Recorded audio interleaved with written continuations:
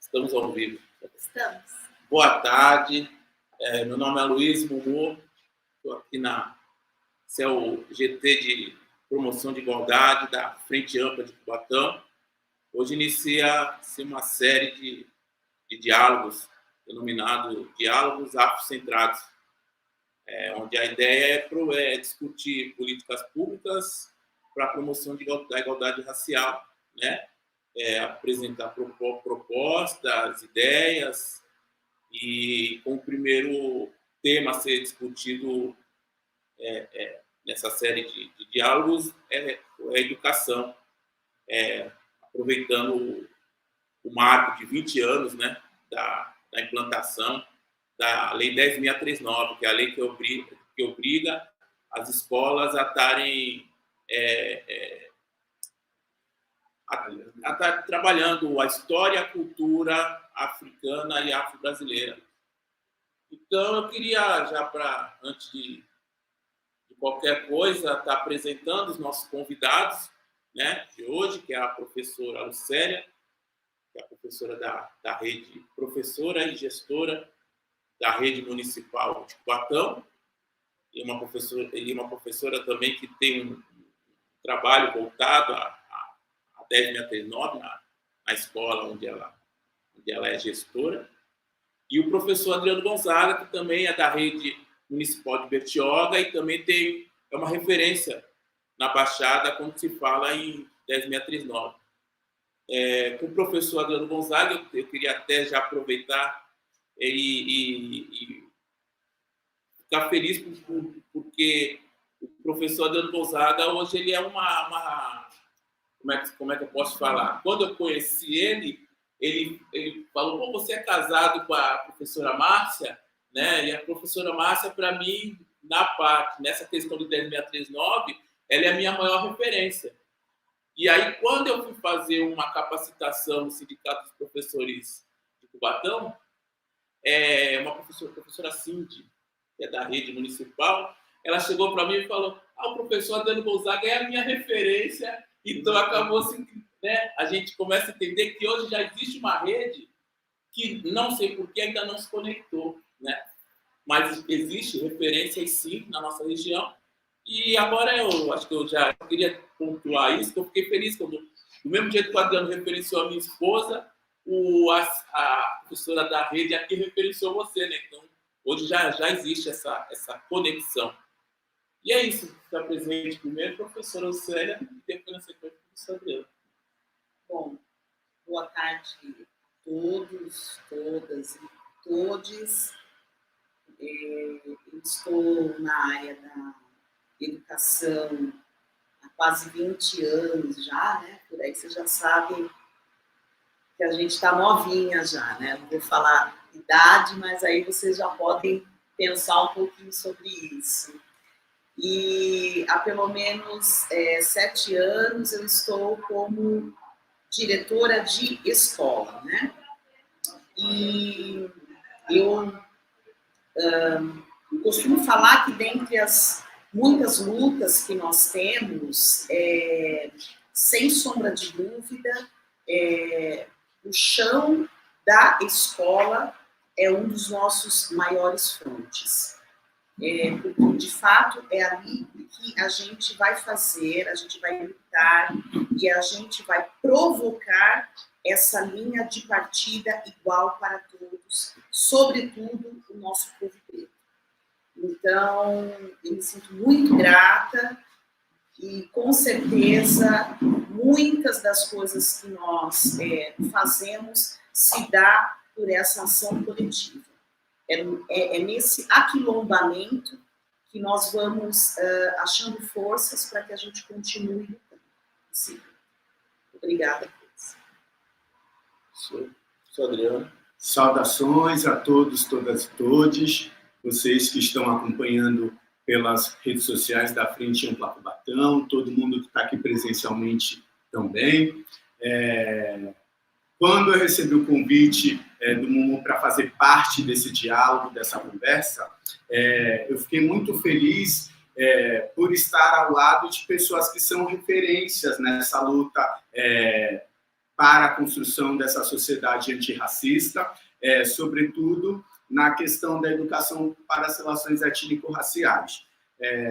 Eu sou professor de educação infantil no município de Bertioga, estou conselheiro da comunidade negra no município do Guarujá, estou coordenador de educação da UNEGRO Costa da Mata Atlântica, que é uma entidade que fomenta esses diálogos e ações afirmativas para a construção dessa sociedade, e no prospecto da educação para articulação de decolonização do currículo, no âmbito, sobretudo, de formação de professores.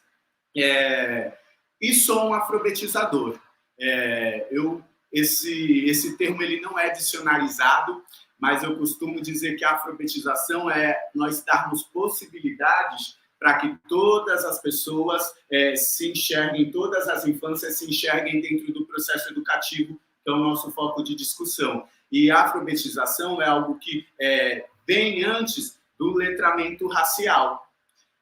Nós sabemos que não necessariamente uma pessoa, indo para a questão da língua portuguesa, uma pessoa que é alfabetizada, ela é letrada. A gente sabe que essas questões elas são questões diferentes. E nesse processo do afrobetizar, é basicamente isso. A Lei 10.639 ela vem justamente para dar aportes e condições para que nós afrobetizemos as nossas crianças e os nossos adultos e para que a gente letre racialmente o nosso grupo, a nossa sociedade. Então, eu espero que seja uma conversa muito potente, espero que contribua aí com a ampliação do olhar, com a desconstrução de algumas questões e com o aquilombamento. É isso. A educação, ela sempre foi uma das principais pautas do movimento negro, historicamente, né? Assim foi na década de 30, com a Frente Negra Brasileira, na década de 50, com o Teatro Experimental do Negro, da Abdias Nascimento, depois na década de 70, com o Movimento Negro Unificado, até que se construiu essa luta histórica, culminou em 2003, na sanção da Lei 10.639, pelo então presidente da época e atual, Luiz Inácio Lula da Silva, né? E aí, nessa caminhada, nós temos 10 anos de implementação, mas de luta histórica, acho que desde que o negro, né, esteve reivindicando seus direitos, a educação sempre foi pautada. Toda essa experiência histórica e nesses 20 anos, por que vocês acham que por que essa lei ainda não pegou, como diz o dito popular, né? Ainda não se efetivou a obrigatoriedade da aplicação da história e cultura afro-brasileira na rede municipal de ensino público ou privada, né? E privada. Pode. Eu dei oportunidade para a professora Lucélia, mas ela pediu, como a gente sempre escuta uma mulher, eu vou escutá-la e vou iniciar. E a gente bate bola. Olha só, existe... esses dias eu escutei do vice-cônsul do Togo, Cocitelô, o seguinte ditado, que diz assim, quando duas pessoas se encontram e cada uma tem um pão e elas trocam esse pão, quando elas vão embora, cada uma sai com um pão. Mas se essas duas pessoas se encontram e elas trocam uma ideia, quando essas pessoas vão embora, cada uma vai embora com duas ideias. E refletir a implementação da 10.639 é basicamente um processo de analisar historicamente como o sistema, como a nível macro, é posta e é vista a educação no nosso país. Qual o principal objetivo da educação no nosso país? Se a gente parar para considerar que no prospecto histórico de quando a 10.639 foi homologada, nós estávamos vindo de um governo que foi o primeiro governo que assumiu, porque a gente não pode esquecer que politicamente, historicamente, o governo do Fernando Henrique Cardoso foi o primeiro governo que assumiu que o Brasil é um país racista.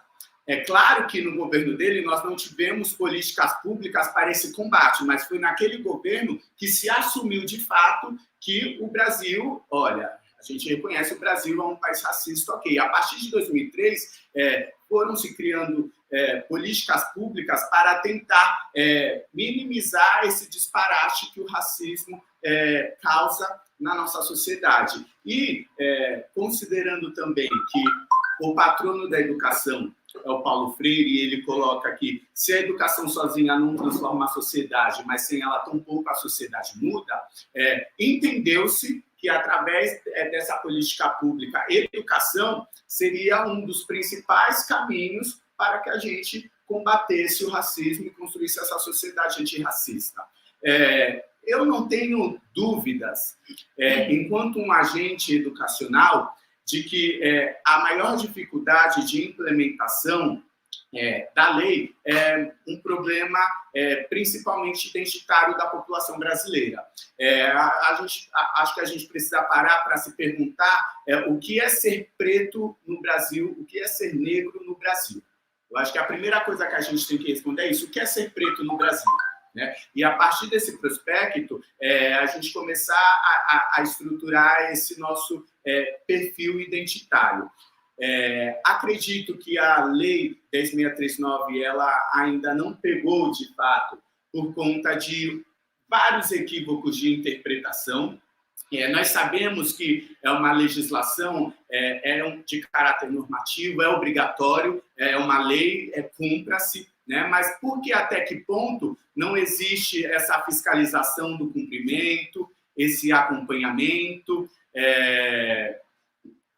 A lei basicamente foi interpretada como política de estruturação de currículo, né? Estruturação curricular, e foi interpretada também como uma política de formação de professores. Mas a 10.639, ela é isso e muito mais. Ela não é somente estruturação de currículo e programas de formação de professores. Se a gente considerar que a questão do racismo no Brasil é uma questão crônica e estrutural. Talvez uma das dificuldades foi ela ter alterado a Lei de Diretrizes e Bases, que é a lei que rege a educação no nosso país. Mas, mais do que política de currículo e política de formação, é uma política de prática. E é nesse embate que os sistemas, que os equipamentos encontram uma dificuldade, porque a legislação não conversa com outros aspectos e outros elementos que compõem a política pública e a educação.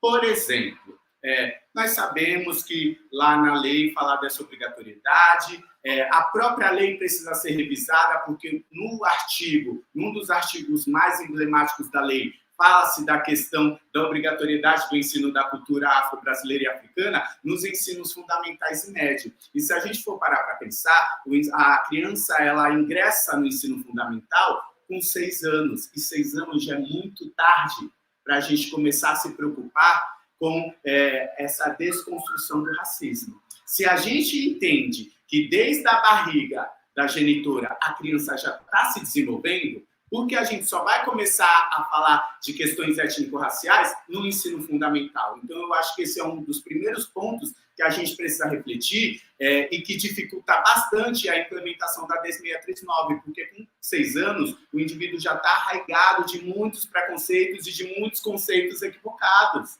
que para desconstruir leva um tempo. Até os 3 anos, o cérebro da criança se desenvolve em até 80%. Então, elas se apropriam intensamente de tudo que acontece ao redor.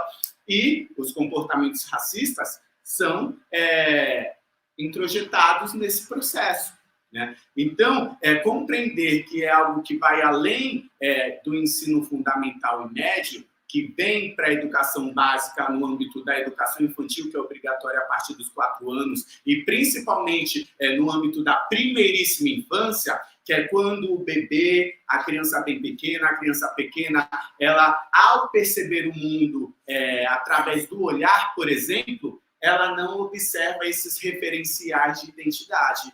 Se a gente hoje acessar um espaço escolar, hoje o meu olho já é treinado para isso, mas se a gente começar a treinar o nosso olhar e começar a olhar os painéis organizativos, os cartazes, tem família preta, tem criança preta, não tem porquê se esse espaço é legitimamente preto. A instituição que eu atuo, 70% das infâncias e das famílias que frequentam aquele espaço são famílias negras. E quando eu falo negro, eu estou falando de pessoas que se autodeclaram pardas, enfim, que não se declaram brancas. Tá?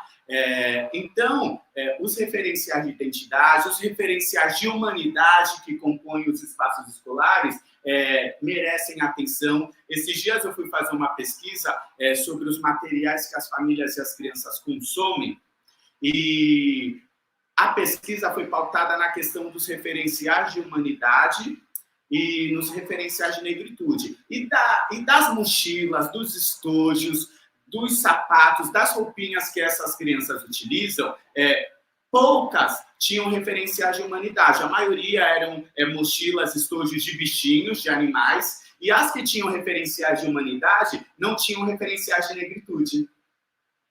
Eram princesas brancas, enfim, e outros personagens. Então, é algo que vai além do prospecto de educação.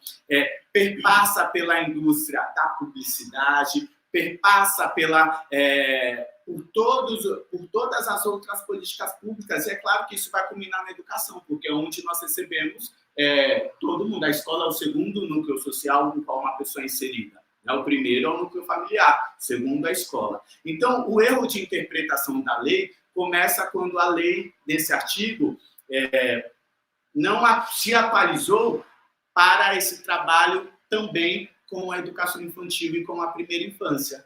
Se a gente percebe que com 6 anos, quanto mais tarde, tudo é para ontem. Na educação, na infância, tudo é para agora, é para ontem. Porque se a gente deixar para depois, pode ser tarde demais. Então, eu considero esse um equívoco. Como eu disse, considerar como uma prática só de mudança, de decolonização, de estrutura, de mudança curricular, também é um equívoco, porque não é somente isso.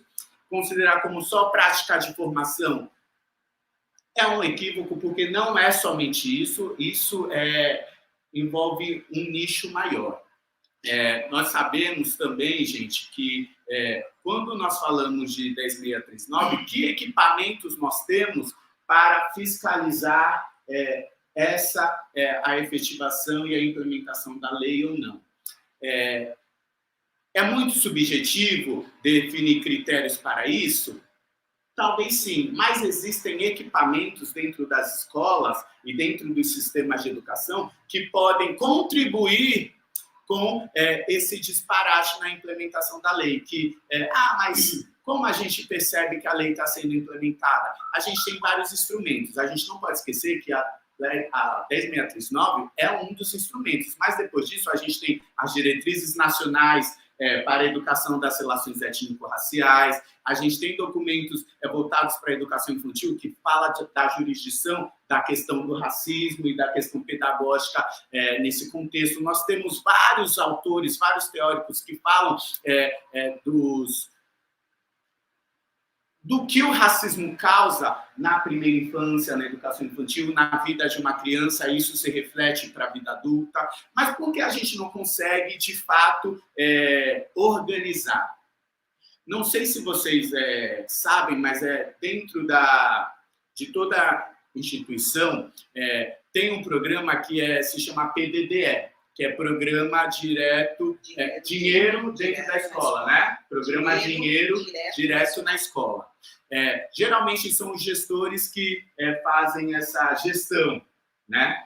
E esse programa Dinheiro Direto na Escola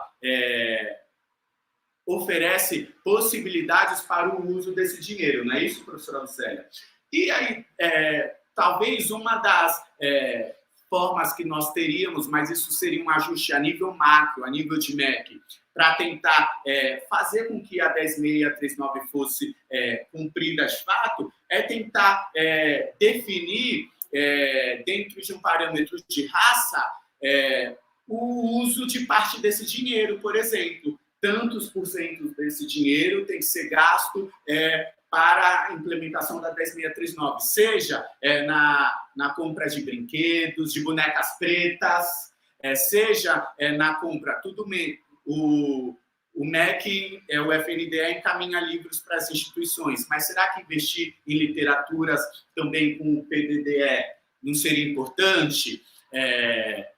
Enfim, então, por que eu coloquei o exemplo das bonecas pretas? Porque parece um exemplo mínimo, mas faz muita diferença. Esses dias, com as crianças de 2 anos e meio, nós fomos fazer uma dinâmica de higiene, de cuidado com o corpo. E aí nós fomos dar banho nos bonecos e bonecas. Quando eu fui procurar na escola os bonecos e bonecas, eu não achei boneca preta. Então, eu fiquei muito constrangido de fazer essa dinâmica com as minhas crianças, mas nós fizemos com bonecas brancas, sendo que minha sala, 60% é uma sala de crianças pretas. E o que acontece? As crianças, elas começam a não perceber referenciais de negritude em vários momentos, e aí ela começa a crescer achando, poxa, mas eu não sou dessa cor. Se eu sou dessa cor, tem alguma coisa errada, porque eu não vejo essa cor nos espaços, nos brinquedos, enfim. Então, eu acho que eu faço parte desse universo. E aí, psicologicamente, aquele indivíduo começa a pensar, opa, ser preto é errado, tem alguma coisa errada. Né? Então, isso foi um exemplo. Nós fizemos a proposta? Fizemos. Mas olha que grave. Uma escola numa região periférica, e a gente sabe que regiões periféricas têm um alto índice de famílias pretas, não tinha bonecas pretas. Será que se fosse obrigatório utilizar parte do dinheiro do programa direto dentro da escola com questões de raça, a gente não diminuiria esse disparate? Talvez sim. A própria avaliação que mede o desenvolvimento lá dos alunos na educação básica, o IDEB, qual será a raça desses alunos dos municípios que não vão tão bem nessas avaliações? Então, colocar lá, vincular a questão de raça a esses parâmetros da avaliação também, será que não é uma estratégia, uma alternativa para a gente diminuir esse disparate no que se refere à implementação da lei? Não estou dizendo, gente, que a lei não é importante ou que não é... ela existe, mas não adianta de nada. Não, essa lei é importantíssima e é um marco, é um divisor de águas na educação brasileira. Mas precisa-se de alguns ajustes para que a gente não leve para o critério de percepção individual. Eu acho que a lei precisa ser implementada, então eu vou trabalhar. Eu acho que não precisa, então eu não vou trabalhar, porque hoje é isso que acontece muito. Enquanto gestor, eu acho que não tem necessidade, não existe racismo. A gente ainda ouve muito isso. Então, enquanto for algo que parte de um comportamento individual, fragmentado, desarticulado, a implementação da lei vai ser falha. A gente sabe que toda lei tem suas falhas, mas como a gente pode diminuir isso? É lei, gente. Então, você gostando ou não, cumpra-se. Mas qual são as consequências desse não cumprimento?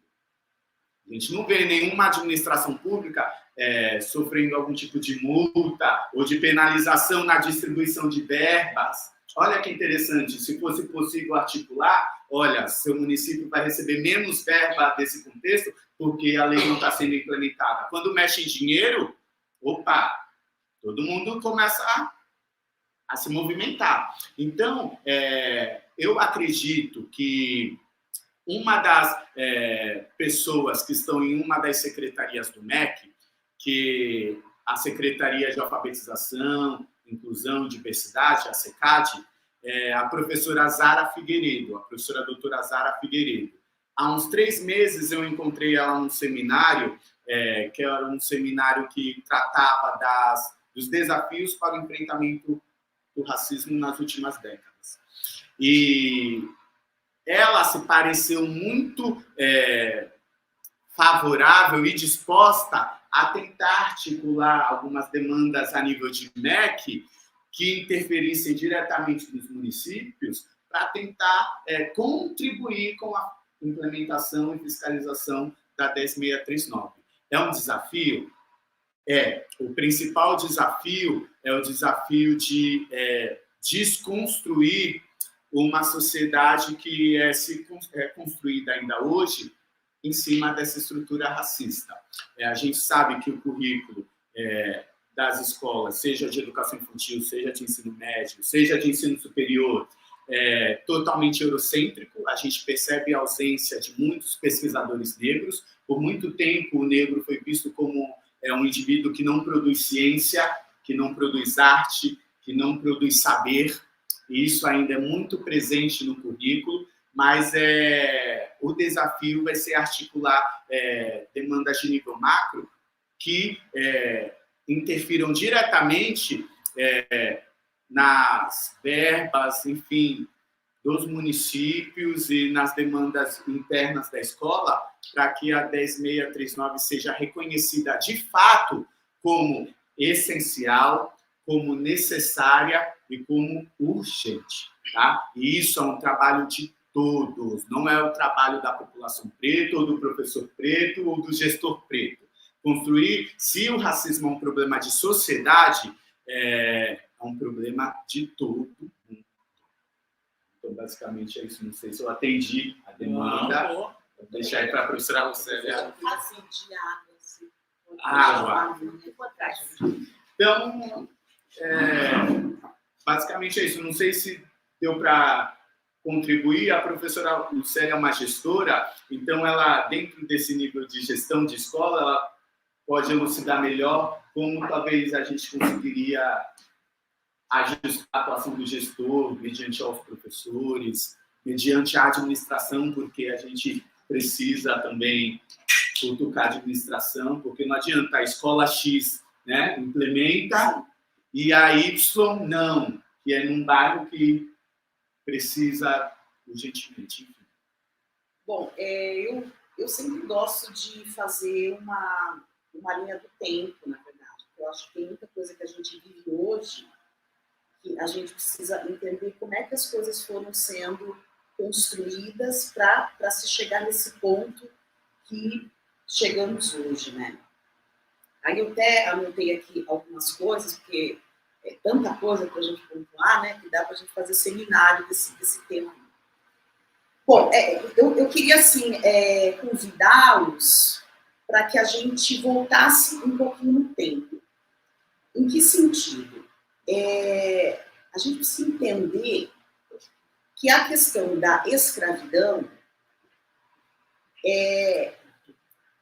ela se deu em nível institucional. Então, ela era vetores do ponto de vista legal. Então, você tinha leis que diziam por que tinha que existir escravidão. Ela tem esse vetor social, que se explicava por que uma raça era superior à outra. E ela tinha esse vetor econômico, que foi o carro-chefe, onde alguns grupos no Brasil construíram as suas riquezas.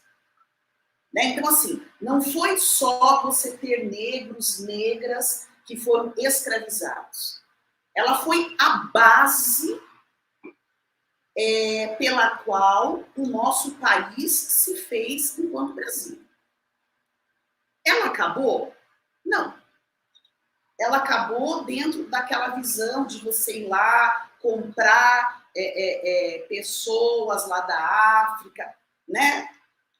Mas, como toda e boa cultura neoliberal, ela vai se aprimorando.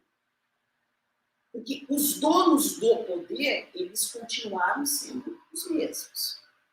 Então, quando você tem, teoricamente, o fim da escravidão, se naquele momento a gente tivesse sentido justiça social, reparação desse povo preto que produziu 300 anos de riquezas, porque a gente tem que lembrar essa questão. O trabalho não era da aristocracia.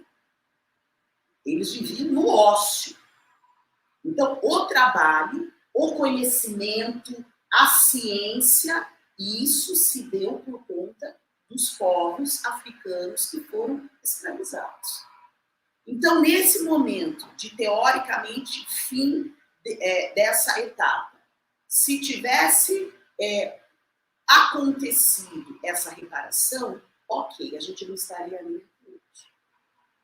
Mas o que houve foi esse aprimoramento. Bom, tudo bem. A gente não pode mais ficar trazendo gente lá da África. Isso não quer dizer que a nossa estrutura econômica vai deixar de explorar essas pessoas.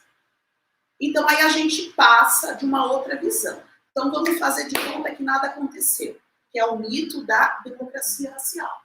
Ah, no Brasil não tem racismo. No Brasil não tem racismo, é todo mundo brasileiro. Aí a gente sabe que se inicia um longo processo de embranquecimento, que é um processo de eugenia, e que, para mim, é onde se inicia a questão fascista no Brasil. Porque quando o nosso país, que dialogava com as guerras lá fora, que dialogava com Hitler, e quando ele abre para que os imigrantes cheguem no Brasil, não era só porque a gente estava sendo bonzinho. É porque a gente precisava limpar a nossa população. Limpar era o que? A gente precisava fazer esse povo se tornar branco, quando não miscigenado. Tanto que nós temos congressos, inclusive o último oficial, né, porque não quer dizer que isso não exista ainda, foi em 1934, que foi para se constatar o quanto que a nossa população estava ficando branca. Então, isso foi um projeto de Estado. Então, aí você continua tendo esse sentimento escravocrata. Ou seja, e aí hoje a gente fala, né? Racismo é estrutural, racismo é institucional. Por quê? Você teve uma estrutura que disse: o povo preto não vai sair do lugar. E foi nos dado um papel de sermos analfabetos.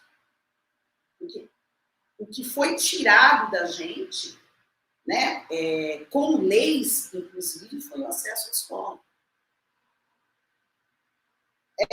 Outro papel que nos cabia, a exploração do trabalho. Porque, gente, sem escola, como é que você se prepara para o mercado de trabalho? Quer dizer, você sempre vai ficar o quê? Com o pior emprego que tem, aquele que te paga menos, aquele que faz com que você sempre viva tentando sobreviver. E, por último, se nada disso desse certo, a morte.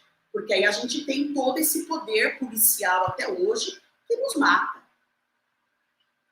Então, e aí, por isso que eu digo que 88 foi um marco de civilização. Se tem algo que nós temos que defender muito, é a nossa Constituição. Porque você fazer esse enfrentamento ao racismo, ele caminha junto com você consolidar a nossa democracia. Enquanto houver racismo, a gente não vai crescer enquanto país democrático. Não tem como. Então, assim, é somente em 88 que, além de a gente ter como crime a questão de raça, né? Pela primeira vez se escreve isso lá, racismo e crime. E é pela primeira vez que nós vamos ter que a escola pública, que é de todos, ela tem que ser gratuita e universal. Ou seja, toda criança brasileira tem direito a ter acesso à escola. Isso em 88. A nossa democracia, digamos, é de 85, né? Ou seja, é ontem. Então, a gente ainda está no olho do furacão, tá certo? Então, tem muita coisa que a gente, infelizmente, viveu nesses 4 anos que a gente ia viver mesmo. Porque a gente ainda está engatinhando para entender, para se construir como um país democrático. Então, por que é um marco? Porque quando você coloca isso, isso permite com que muitas lutas tomem fôlego. Porque a partir disso a gente pode exigir escolas, vaga em creche, vaga na escola, condições, como diz a nossa LDB, de acesso e permanência na escola. Não é só eu dar a vaga. Eu tenho que dar a vaga sob o princípio de isonomia.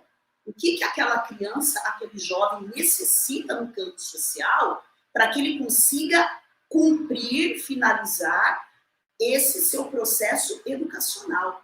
Isso é muito importante.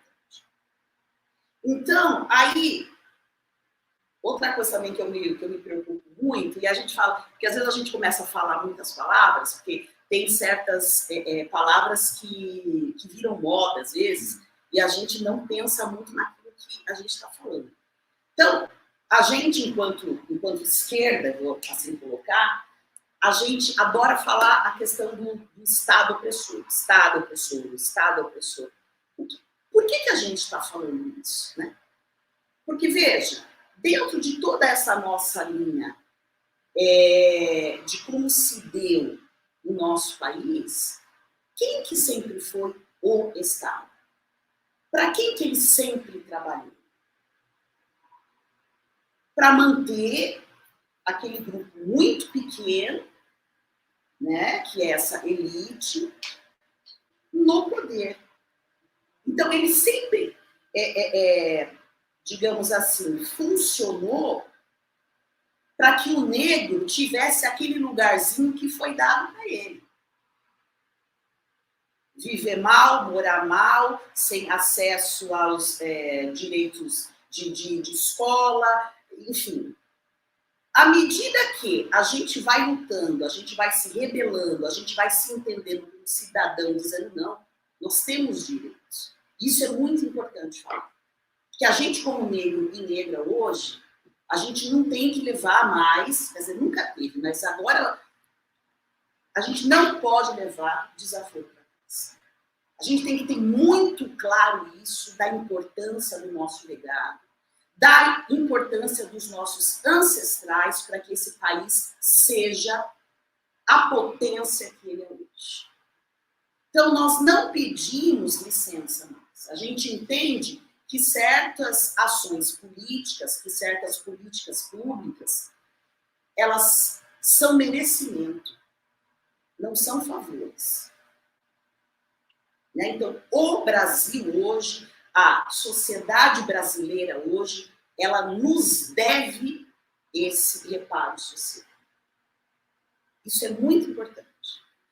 E aí a gente sempre está falando no Estado, né? O que é esse Estado? O Estado, ele é meio que um ente simbólico, porque ele não é uma pessoa, mas é isso, são essas forças de poder, de dinheiro, e que entendem que eles vão continuar dentro desse nível, digamos assim, explorando o outro. E esse outro, em sua maioria, no Brasil, é o povo preto. E aí, quando a gente diz que a gente luta contra isso, a gente luta contra esse sistema, como que isso se dá? Quer dizer, como que esse Estado opressor, racista, ele vai, digamos assim, fazendo essa manutenção desse pensamento? Através dos seus aparatos de Estado, que são aqueles vários grupos que regulam a nossa vida na sociedade. Igreja, trabalho e a escola, gente. a escola, ela é um aparato muito poderoso, ainda, infelizmente, para fazer a manutenção dessas desigualdades. Por isso que eu digo que, assim, quem tem um pouquinho de consciência do que é ser educador, você sabe que todos os dias que você entra na escola, você entra no front. Porque se a gente pega toda essa questão curricular e tudo mais, você olha para ela, você fala, é para manter o quê? O status quo. É para manter essa população, que em sua maioria é negra, no silenciamento, sem autoestima, porque na verdade é isso, gente. Nós somos a maioria. A hora que a gente começar a entender da nossa força, da nossa potência, a gente vai virar o jogo. E é exatamente isso que, se eu tenho controle sobre você, é exatamente isso que eu quero que você faça. Então, eu preciso atuar de maneira permanente para que você não se ligue nessas coisas, né? Então, aí se dá, e aí eu chego na Lei 10.639, que é uma ferramenta, claro, como toda lei, ela tem que ser revista, porque viver em grupo, viver no nosso país não é algo estático. A gente vai caminhando, a gente vai mudando, né? E a lei também, claro que ela vai precisar ser revista num sentido de ser ampliada. Mas ela é uma ferramenta, como você mesmo disse, que é um marco. A hora que eu tenho uma lei dessa que diz, olha, as escolas, elas vão ter que educar para que a sociedade brasileira, para que crianças e jovens entendam, compreendam e valorizem o legado africano para a nossa civilização. Verdadeiro. Legado verdadeiro. Então, isso pela primeira vez, começar a quebrar aquele paradigma de que o preto, de que a preta, de que o escravo, ele não sabia de nada, ele era vagabundo, percebe? Todos aqueles estereótipos que sempre nos deram, de que a gente era cidadão de segunda classe. Porque é a partir desses estudos que nós vamos, por exemplo, entender o que é a África, gente. É a civilização mais antiga do mundo. E aí a gente vai começar a quebrar várias inverdades afrocentradas que nos foram passadas. De que a Grécia é o centro lá da civilização, e de que o poder, de que o conhecimento ele é europeu. Não, você começa a ver pelos fatos e fala, nossa, a gente era tudo isso enquanto povo preto. Quer dizer, isso para uma criança, para um jovem, isso aí você diz, isso aí quando ele se olha no espelho, ele tem certeza que ele pode ser protagonista da vida dele. E isso para um sistema opressor é muito perigoso. É muito perigoso, porque quando eu entendo que eu mereço, que eu posso lutar e que eu não vou abrir mão do meu lugar, isso é muito perigoso para quem quer dominar, né? Então, eu acho isso. A lei, ela é sem precedentes, né? Sem precedentes. Agora, o Lulu perguntou isso aí, né? Por que ainda não pegou? Porque a movimentação, mais uma vez, ela vai se dar pelo ativismo. Mais uma vez, a gente vai ter que meter o pé na porta. Tá certo? Porque nós estamos ainda caminhando para que a gente amadureça enquanto democracia. Quem comanda não quer que isso aconteça. Aliás, nunca houve, acho que em nenhum lugar, nenhum opressor que fale para o seu oprimido. Olha, que legal, agora tu entra, senta aqui comigo, que agora nós vamos viver de igual para igual. Né? Então, assim, é um fronte. E é um fronte, por exemplo, novamente, que eu acho que vai se dar por vias legais. Eu acho que a gente, até em nível Baixada Santista, a gente precisa criar movimentações de cobrar de maneira legal das prefeituras. Por que isso não está sendo feito? Ou o que está sendo feito sobre essa questão da Lei 10.639, que é o que você falou. Não é o que eu quero fazer. Está posto. Isso tem que ser feito. E também a questão da formação de professores e a formação da própria comunidade, de cada um de nós aqui. Se você tem um filho, uma filha na escola, sobrinho, primo, acompanhar aquilo que é feito na sala de aula.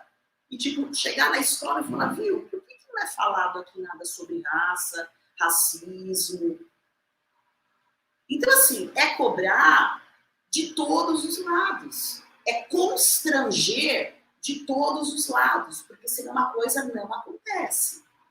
Né? A lei sozinha, ela não vai caminhar, mas ela é essa ferramenta que nós temos, enquanto cidadãos, de ir cobrando e de ir exigindo que as coisas possam ser transformadas, né? Só para finalizar, que tu colocou a questão do gestor. Eu volto nisso. Sendo a escola um dos aparatos de opressão, a gente vai vendo, como Foucault fala muito bem sobre isso, que é uma microfísica do poder. Então, quem manda na escola, né, teoricamente, o diretor da escola, se ele não tem essa caminhada coletiva, se ele não tem essa consciência de raça, de classe, de gênero, ele vai reproduzir essa opressão de Estado. Então, por exemplo, ele vai achar que determinados projetos eu não deixo acontecer na minha escola.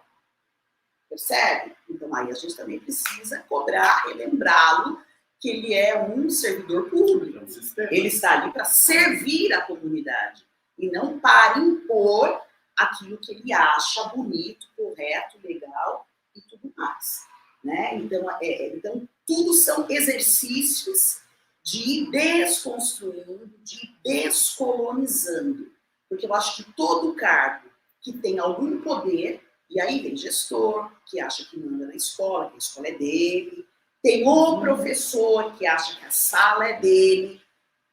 Se a gente não provoca essa descolonização, como diz Paulo Freire, quando a educação não é transformadora, o sonho do oprimido é ser opressor. A gente acaba ficando nesse ciclo de reprodução mesmo dessa opressão.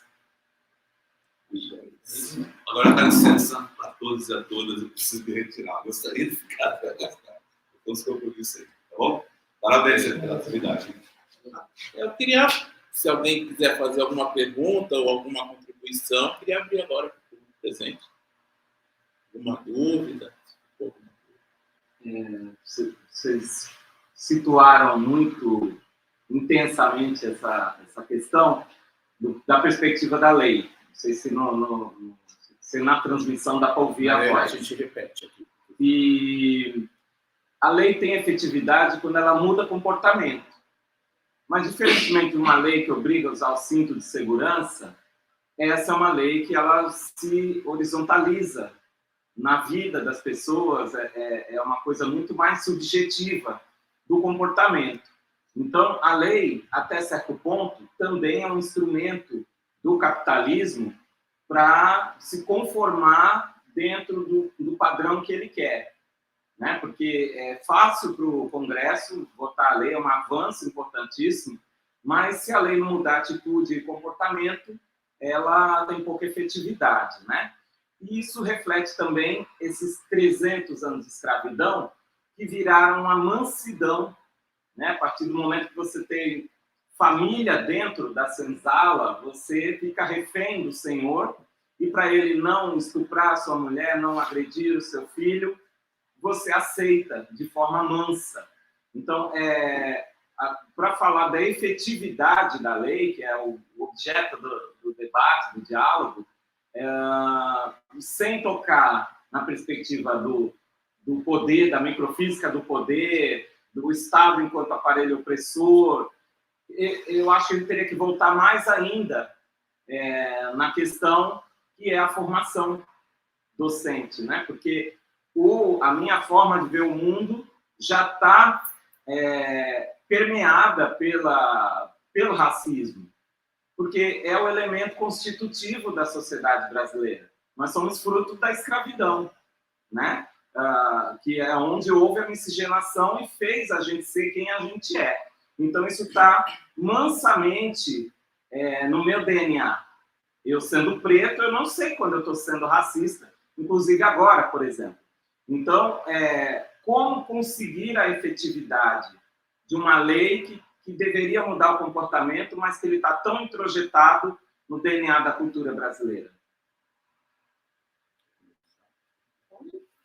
Olha, respostas de como milhão, fazer... Né? Essa daí é a resposta nós do milhão. Não temos a receita de como fazer, mas considerando que a lei é um instrumento do capital também, como você citou a questão da lei do trânsito, o que faz as pessoas colocarem o cinto de segurança? Primeira coisa, eu preciso colocar o cinto, senão eu vou levar uma multa.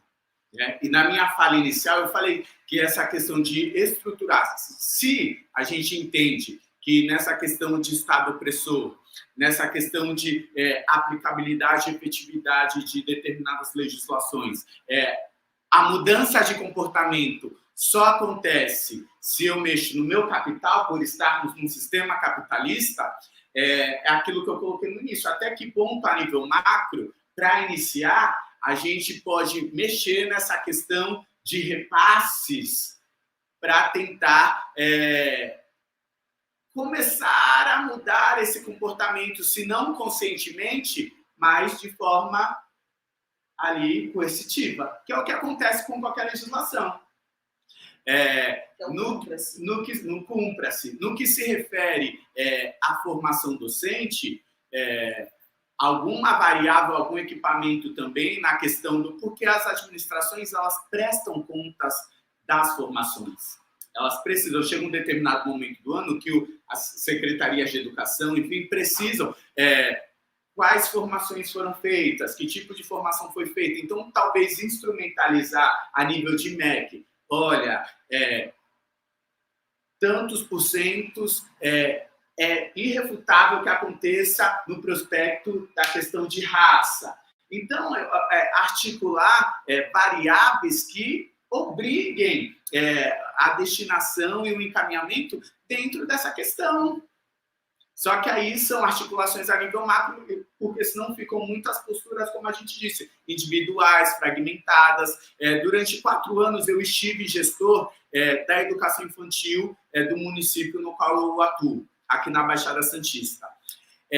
Nós desenvolvíamos ações de formação voltadas para as questões étnico-raciais? Sim, mas era desenvolvido não porque o chefe do executivo determinava e achava importante, não porque o secretário da pasta determinava e falava, olha, a gente precisa trabalhar isso. Não, foi porque eu, enquanto professor preto, que entende que discutir questão de raça e que decolonizar o currículo é fundamental para o combate ao racismo, se eu não tivesse essa percepção, talvez eu não colocasse isso como uma demanda essencial e também nada seria feito, porque se o chefe do executivo não me obrigou e não me pediu para fazer, o secretário da pasta não me obrigou e não me pediu para fazer, se eu não achasse que se eu não acreditasse que isso é relevante, eu também não faria. Então ficou uma prática individual, ficou uma prática de formação de professores, mas porque o líder da pasta reconhece essa necessidade. Mas a âmbito de cobrança ou de penalização, nada iria acontecer. Então, talvez se a gente alinhar a questão do capital e da coerção no sentido de, compra, se você não vai fazer, Mesma coisa assim, você está passando pelo acostamento, é multa. Ah, não passa pelo acostamento. Então, inicialmente, a gente só aprende assim, né? Terraborismo, Skinner, reforço positivo, reforço negativo. Infelizmente, enquanto adultos.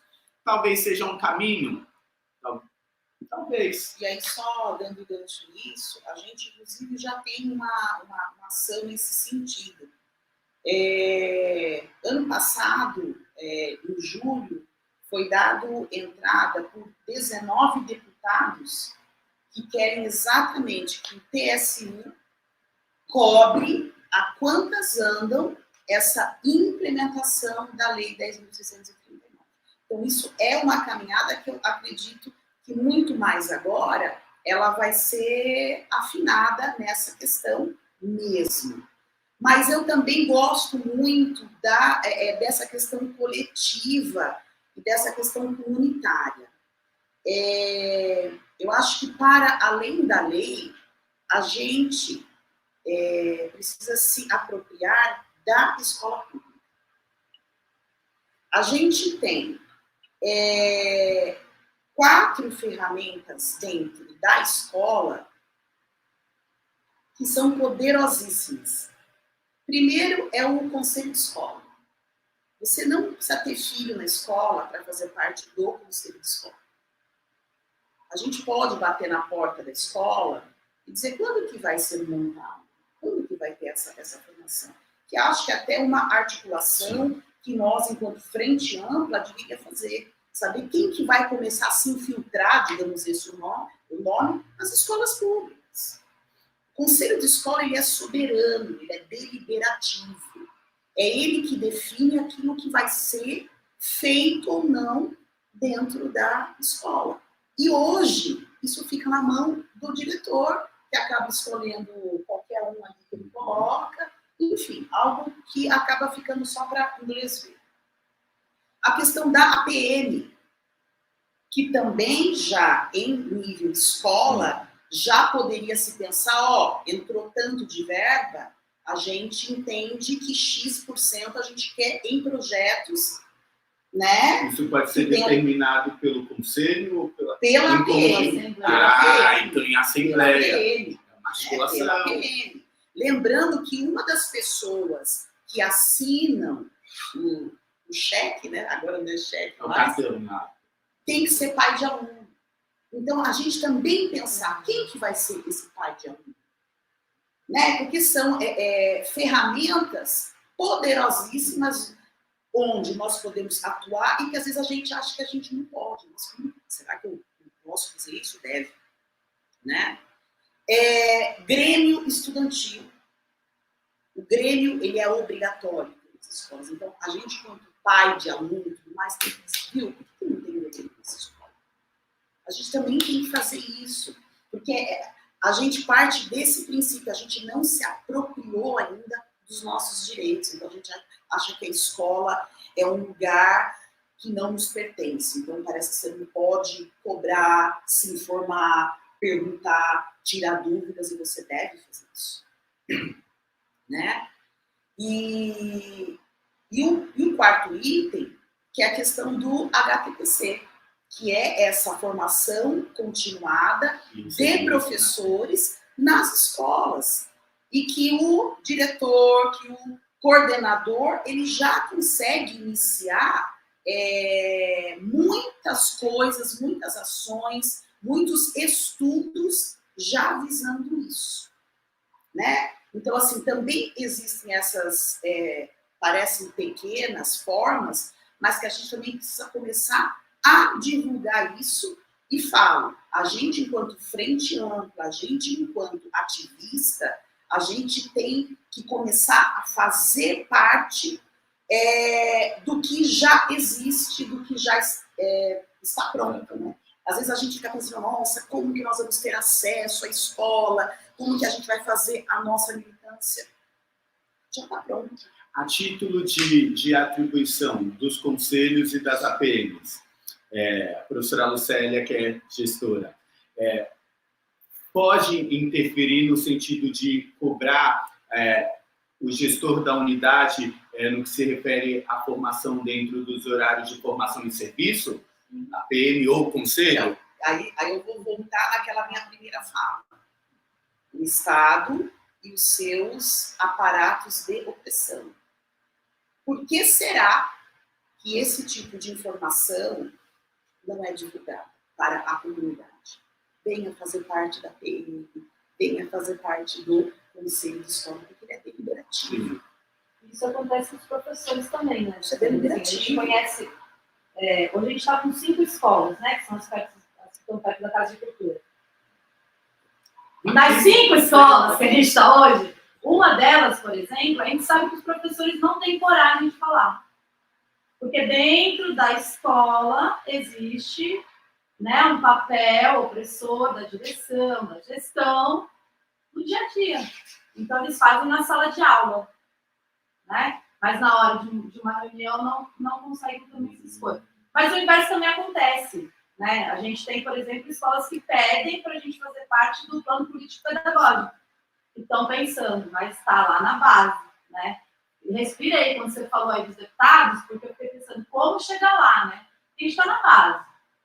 E eu penso de baixo para cima também, né? Se a gente não faz aqui, chega lá, mas demora muito tempo. A gente não vai ter resultados rápidos, talvez meu bisneto.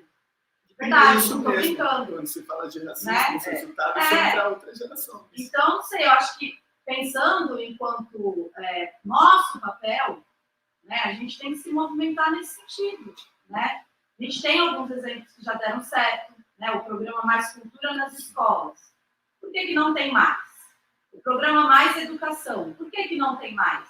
São as ferramentas, né, que a gente pode fazer a lei funcionar. Pensando de baixo para cima também. A gente tem instrumento legislativo em Cubatão? Nas cidades? Né? Se não tem, vamos trabalhar por ele? E quais programas municipais podem acionar, né, o Estado, né, a estrutura do sistema, para chegar o recurso para eles, né? Então, assim, vou muito de encontro com a sua fala, acho muito bacana ouvir de gestores, né? E a gente tem conhecimento cada vez maior, essa intenção dentro dos espaços escolares. Então, é unir todo esse povo, né? 5 escolas? 6, 8 escolas. Né? 8 escolas em outros territórios a gente atendeu. Todos queriam a temática também, né? Então, já são 13 escolas. A gente tem quantas? 28? Aqui no município, bom, é que eu não sei atualmente, porque a gente passou por um processo de fechamento, né? Tá. Que seja 50. 23 já é metade, né? Então, como juntar também, eu penso nessa pessoa que está na comunidade, como cultura, né? Esses detentores de saberes e de fazeres, com pessoas engajadas, né? Os pais, enfim, pessoas que se preocupam com o que acontece dentro da escola do seu filho, que também é um outro perfil, que não é 100%, a gente sabe disso, né? Com os professores, os educadores, né? E juntar para fazer funcionar. Então, assim, por isso que é muito importante a gente ter esse olhar de aquilombamento, né? Porque você mapeia exatamente quais aquelas pequenas ações, né? Para que a gente vá juntando todo esse povo, a gente vai, são saberes, né? Que a gente vai unindo, que a gente vai trocando e a coisa vai tomando caldo, é isso. Porque, às vezes, a gente também, né, falando um pouquinho do que você disse, sem querer, querendo, a gente também tem uma postura opressora. Assim. Então, a gente, às vezes, olha para um bairro de baixa renda, né, e a gente entende que a gente está levando o saber. Ai, não, eu vim aqui, porque aqui eu vou trabalhar com eles, a consciência racial. Ora, eles já estão sobrevivendo, né? Então, a gente mapeia pessoas, né? A gente mapeia saberes, a gente mapeia ações, o que esses jovens fazem no bairro, o que essas crianças fazem no bairro, o que as mães já fazem nesse bairro, quer dizer, como que elas convivem, e aí dentro disso a gente vem costurando e aí criando todo esse tecido que vai se fortalecendo. E aí se segura, né? Se segura porque é isso, a gente sempre vai com o pé na porta. É muito bacana ver essa articulação de gestores, porque aquilo que foi colocado sobre a consciência social do gestor. A gente ainda vive muito alguns espaços em que há o aparelhamento com esse Estado opressor, né? E perceber essa consciência social enquanto profissional, hoje a gente ainda não tem isso porque a lei fez 20 anos, mas daqui a um tempo vai ser também resultado da 10639 nos espaços escolares, essa consciência social de determinados profissionais, e em especial profissionais da educação. Então, perceber esse aquilombamento dá muito sentido, né?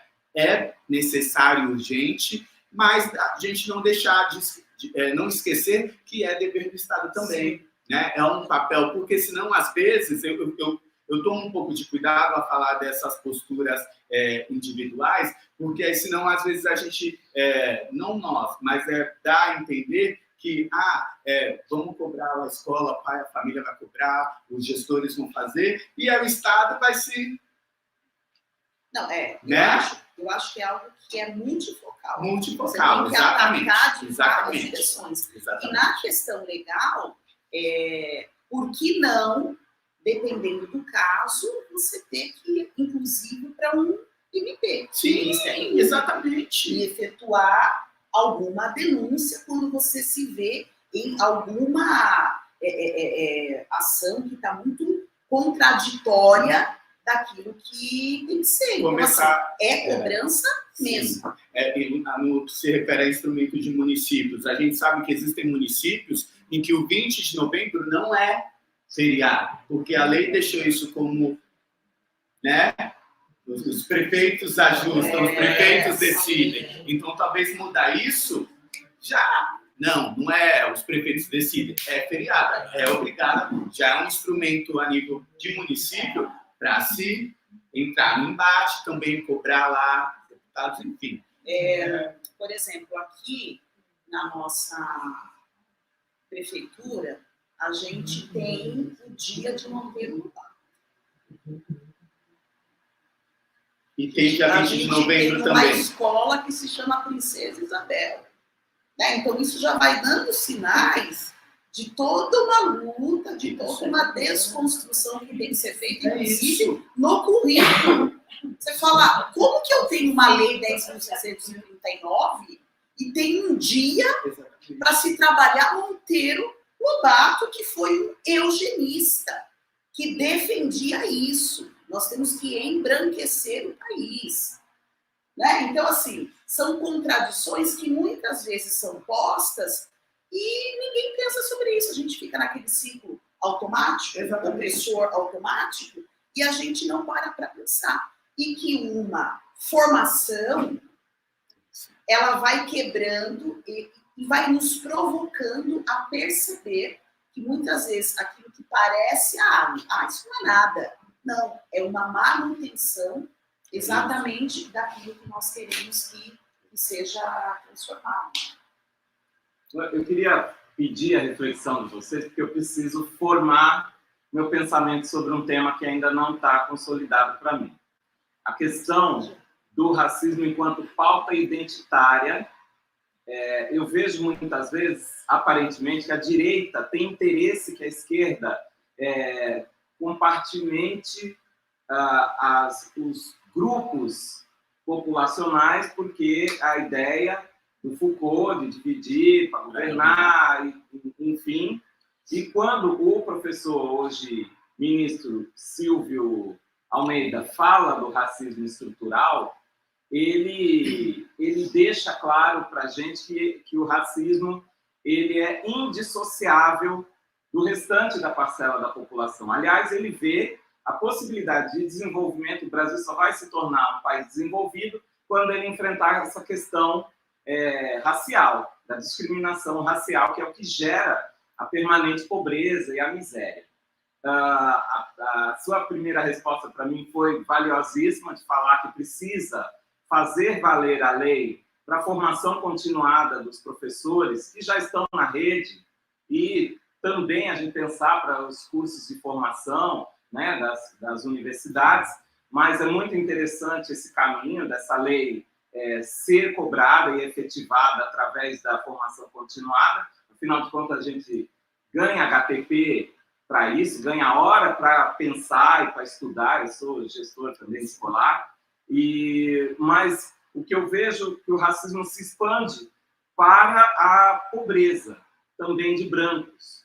E daí, uma forma de promover igualdade dentro da escola é você tendo condições melhores para os alunos. Uma escola em que o aluno possa se servir no horário da refeição, você coloca o menino preto no pé de igualdade do menino branco. Quando ele vai e se serve, a gente está dignificando aquele ato de comer, né? E isso ele vai projetar para a vida dele, adulta, porque ele sabe que é muito mais valoroso você se servir, você escolher o que você quer, desenvolve postura na vida, não só na infância, mas na vida adulta. Você tem uma escola bonita, ajardinada, pintada, climatizada, isso promove igualdade racial, para além da pauta identitária. Então, a minha provocação, porque eu não tenho, de verdade, opinião formada, é até que ponto o olhar dessas questões como pautas identitárias servem ao pensamento da direita, do poder, e até que ponto isso não dialoga com o pensamento do racismo estrutural. Bom, dá um seminário, né, essa questão toda. Porque, veja, eu acho que, primeiramente, quando você tem um grupo de pessoas que, de maneira sistemática, foi silenciado, foi educado a não se ver como se é, você tem que trabalhar identidade. Primeiro, que é uma questão de saúde mental. Porque boa parte, por exemplo,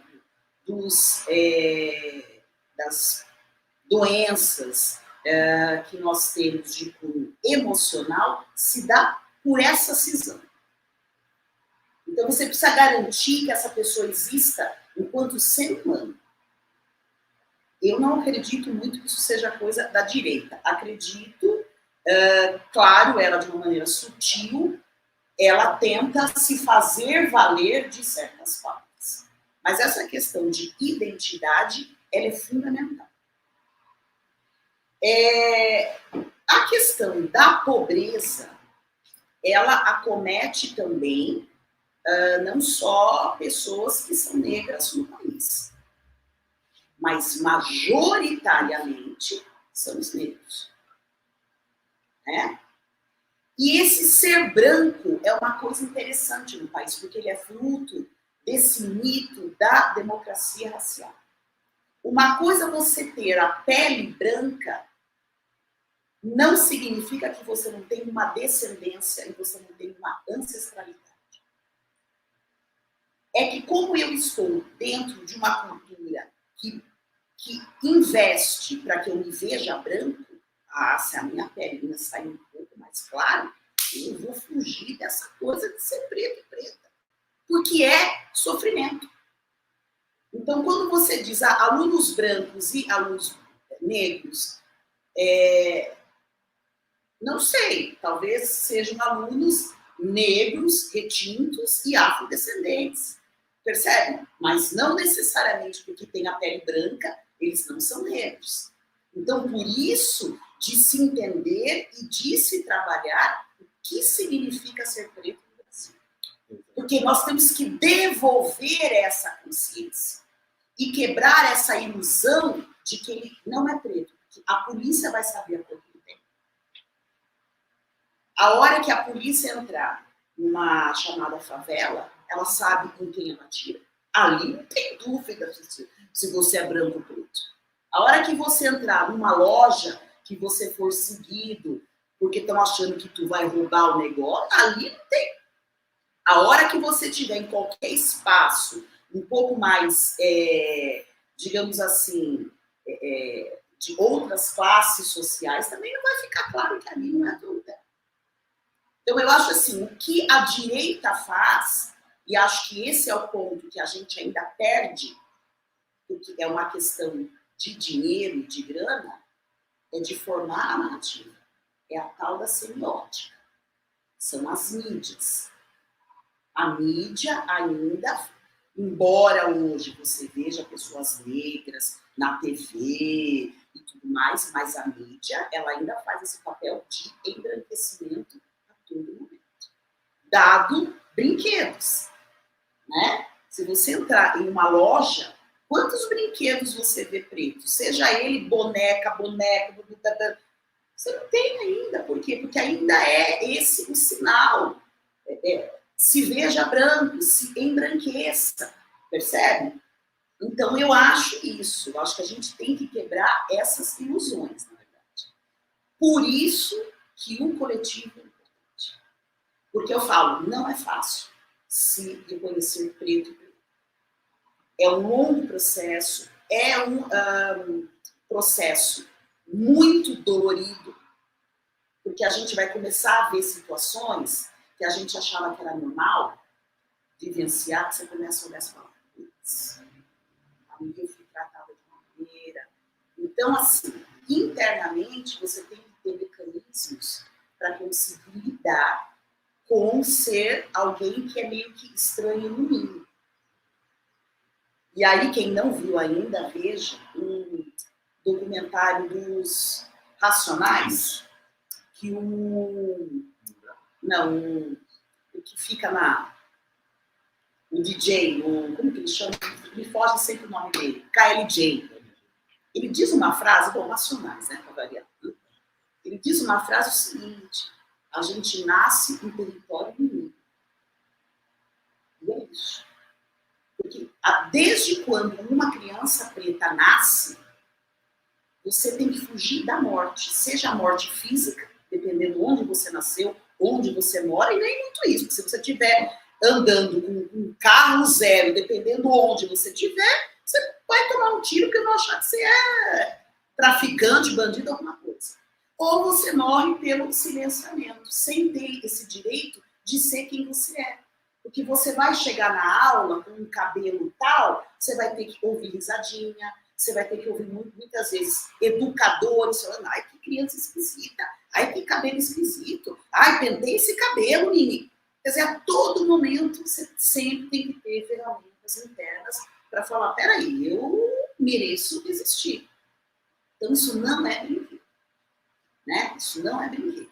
Então, e isso passa por essa formação identitária, que eu acho que é o coletivo que nos dá. Não sei se... Resumindo, considerando as pesquisas sobre raça, quando nós falamos de identidade, automaticamente nós falamos de história. E o que nos constitui enquanto negros é a relação que a gente estabelece com a nossa ancestralidade. Não tenho dúvidas de que a questão de raça, a questão racial, perpassa pela questão identitária. No contato que eu tive com o Cocitelô, que é o vice-cônsul do Togo, ele falou assim, olha, Adriano, eu descobri que eu era preto aqui no Brasil. Porque lá na África, essa diferenciação que vocês fazem, porque a constituição do racismo no Brasil e do movimento negro no Brasil é diferente da constituição do movimento negro, por exemplo, nos Estados Unidos. E em África também, é uma outra visão circular e de coletivo. Então, ele se percebeu e se reconheceu enquanto preto aqui, porque lá ele não tinha esses apontamentos de que, você é preto, você... Não tinha. E aqui no Brasil, a questão do racismo perpassa diretamente a questão fenótica. que é a questão das características físicas. Então, eu não posso negar de que, por exemplo, minha mãe, por ter mais melanina, por ser preta retinta, eu não posso achar que eu, por ter um pouco menos de melanina, eu sofro o racismo igualmente a ela. Não. Quanto menos melanina ativa você tem, a gente tem que, enquanto preto, reconhecer isso. Você passa por vertentes diferentes do racismo. Numa roda de conversa, uma vez no Teatro Procopio Ferreira, tem uma professora da Rede Municipal de Santos, a Joyce Mendes, e ela colocou justamente isso. Ela falou assim, então, nós, negros, né, quem se autodeclara preto, quem se autodeclara pardo, se você, que é um negro e se autodeclara pardo, se você tem possibilidade de acessar determinados espaços porque você tem menos melanina, você tem um papel muito importante, porque você está abrindo espaço para nós que somos negros, mas pretos retintos, que tem muito mais dificuldade de acessar alguns espaços. Então, isso perpassa pela questão da identidade. Né? Então, é claro que nós não sabemos tudo e que dentro desses estudos sobre raça, a gente percebe determinadas teorias e determinadas visões, e a gente ressignifica também esse olhar. Então, a forma como talvez você tenha essa dificuldade de identificar isso não é errado, porque dentro desse letramento racial, a gente ressignifica esse nosso olhar para a questão de identidade, para a questão de raça, e é isso que faz a gente se constituir enquanto movimento, enquanto coletivo. E aí, só dando esse gancho, por exemplo, é muito difícil uma família negra, quando você está falando com os filhos, né? A gente é muito oral, né? Isso você poder contar sobre quem foi o avô, bisavô, tataravô. A gente só sabe que, com certeza, foi escravizado. Porque tudo isso foi queimado. Diferente de outras etnias.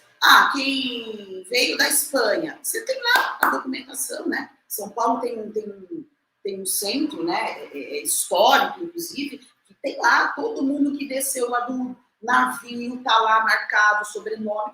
Nossa, aquilo você fala, pô, massa, eu sei não, sabe? Então, isso para uma criança, isso é um elemento, pô, que vai te dando uma super autoestima, né? Isso nos foi tirado.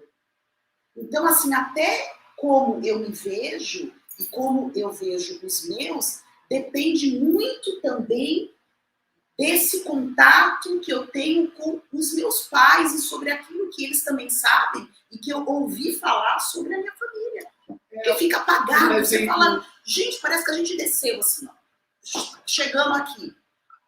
Então, tudo isso são questões que foram feitas de maneira intencional, que é para continuar silenciando mesmo, e até para a gente, de repente, não cobrar alguma coisa depois, né? E isso tem um efeito emocional muito forte. Muito forte. Psicológico. Não sei se a gente conseguiu te responder. Esse processo de letramento, de alfabetização, faz com que a gente ressignifique o nosso olhar em vários momentos. Quando eu comecei na militância, hoje eu estou com 33 anos, mas quando eu comecei na militância, com 17, porque me incomodou muito o fato de, na universidade, eu só ter 2 professores pretos. E aí, eu escutava lá no início, uma frase que na época me incomodava muito, e adolescente, a gente, não, isso aí é errado, não concordo, que era a seguinte frase. Hoje eu entendo essa frase, tá? Mas no começo me incomodava muito quando eu escutava assim do próprio movimento. Olha, Adriana, a primeira coisa que você tem que entender é assim, nem todo preto é irmão e nem todo branco é inimigo. E aquilo me incomodava muito, Eu aprendi no percurso, por exemplo, com o presidente da Fundação Palmares do governo passado, eu entendi muita coisa nesse prospecto também. Aliás, nesses 4 anos, né? E assim, entender também que os brancos eles precisam ser aliados na construção de uma sociedade antirracista, me fez também ressignificar essa frase. Porque olha só, se a gente está falando da questão de fenótipo, e se a gente reconhece que quanto menos melanina você tem, você consegue acessar com mais facilidade determinados espaços, nós precisamos desses brancos para acessar os espaços e levar a luta e a pauta. E, sobretudo, pela questão da democracia. Enquanto houver racismo, exatamente, enquanto houver desigualdade social, a gente, enquanto país, a gente não vai avançar nisso. E eles então, precisam, por isso que é uma luta de todos. É claro que quem está sentindo mais, ele começa a gritar antes, né? Mas é algo que é de todos. E a gente precisa entender que não é assim, por exemplo, que muitas vezes na visão de algumas pessoas ou da sociedade de modo geral é assim: eu estou aqui nesse espaço, eu preciso sair daqui e reconhecer que eu preciso sair daqui para te dar o espaço para você ficar aqui. Não é isso. A história eu preciso abrir mais espaço para que você seja aqui do meu lado, comigo. Não eu sair para você estar necessariamente. Às vezes tem essa visão equivocada de que você está tirando, né, para o outro estar. E não é isso. Você vai ficar aqui comigo nessa mesa, dividir. Então, resumindo, eu acredito que perpassa pela questão da identidade. Enquanto um professor de educação infantil, eu não tenho nem investidura para falar o contrário. Se eu entendo que a identidade a gente constrói desde da gestação. Diferente da personalidade, né? Mas a identidade a gente constrói sim. O menino Mowgli mostra isso pra gente no filme, né? As relações que ele estabelece, a dificuldade de perceber o que ele é de fato, Mowgli. Se ele é um macaco, se ele é um Homo sapiens sapiens. A conversa tá boa, mas eu acho que nós alcançamos o nosso teto, né? E aí, para finalizar, eu queria só perguntar para os dois, né? O que vocês entendem, quais são os desafios, os próximos desafios para a efetivação da lei nesses próximos 20 anos, né? Que ela vai decorrer aí. E aí você já deixa as saudações finais de vocês. E obrigado, né, por terem aceito o convite. Obrigado por compartilhar um pouco do conhecimento de vocês. E é isso, gratidão. Bom, sobre a lei, eu acho, como a gente falou, que é uma ferramenta foi um marco, né? Mas eu entendo que o próximo passo dela seja a sua revisão. Eu acho que de quando ela foi pensada e foi feita, a gente já caminhou, né? A gente já evoluiu em algumas questões. Então, eu acho que o primeiro passo seria isso, seria uma revisão.